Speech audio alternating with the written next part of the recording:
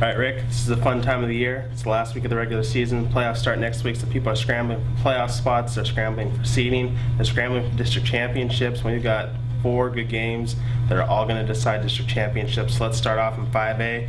We got Bowie, we got Westlake, we got the 15 5A crown on the line. Who do you like in this one? Well, I like Westlake. They've actually come to life in the second half of the season. Blake Box has emerged as a really good quarterback. Bryce Dolezal has been really a fine running back all season. The old cliche of outscoring them, I just think that they're going to score too many points for a Bowie team that relies heavily on defense. I'm going to go with Westlake too. I think if you look at the scores, I think people can get into a little trouble when they look at the scores and you start comparing scores. And Westlake's been beating the teams that Bowie's been beating by greater margins. But I don't think that's the case, especially last week. Bowie squeezed by Anderson, but they squeezed by because they couldn't throw the ball because it was so windy last week. So I think this game is going to be very competitive. I think Bowie's going to give Westlake all they can give. But Westlake, don't forget about their defense.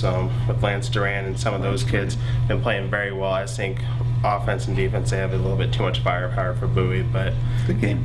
Bowie surprised everyone last year. No one thought they were going to win last year, and they went and blew them out 30-7. So who knows? Payback. All right, we're going to go down to Class 2A. We got Rogers, 4th-ranked team in the state. We got Lexington, a state finalist last year.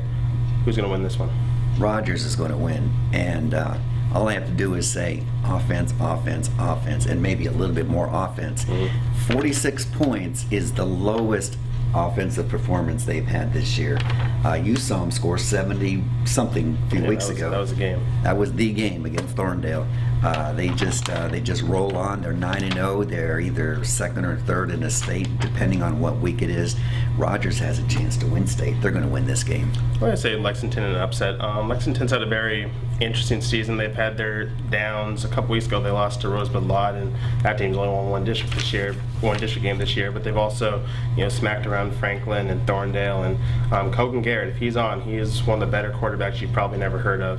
He's had 2 6-touchdown games this year, including one last week. So I say the pass beats the run this weekend.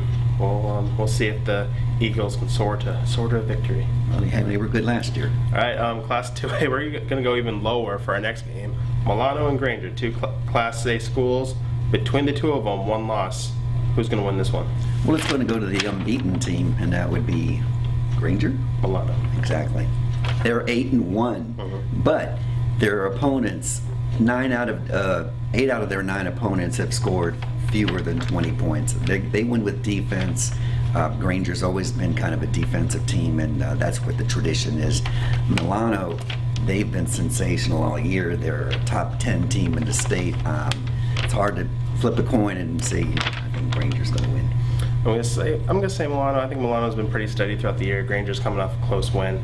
It is in Granger, so you typically go with the home team, but I'm going to go with the road team in this one. And don't hate me for that one, Granger fans.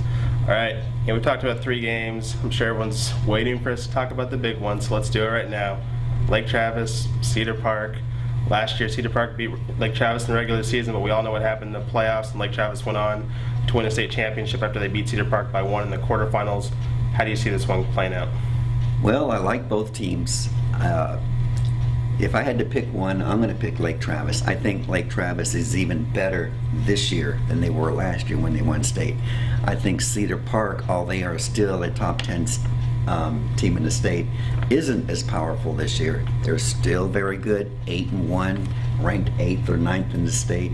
I just think that passing offense that Baker Mayfield that throws, Zach Austin and everybody else on that team, they just got too much. And Sean Nixon, he really broke out big last week. And if you're going to have a running back like that, that makes the passing attack that much better.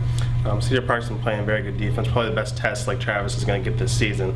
But yeah, I'm going to go with Lake Travis. You just look at their stats and you look at the way they've been playing and the scores they've been posting the last couple weeks, and they have barely even used Baker. I think Baker threw 6 passes maybe last week and about the same the week before, so they're not even really throwing him that much. So if they decide to release release the dogs and have him throw 50 times, I think Cedar Park could be in trouble. If they decide to do what they've been doing and be steady and do a simple running and throwing the ball and kind of blend it like they had the last couple weeks, I think Cedar Park could be in trouble. Cedar Park really only has Brian Hogan as far as offensive production is concerned, so I think Lake Travis defense is going to be able to zone in on him, and I think on offense it's too much weapons for a very talented Cedar Park defense to handle. So I'll go with Lake Travis in this one, but once again last year we picked Lake Travis and Cedar Park. We were wrong. Cedar Park proved us very wrong. So those are our predictions. As always, check out the paper on Saturday to see how we did.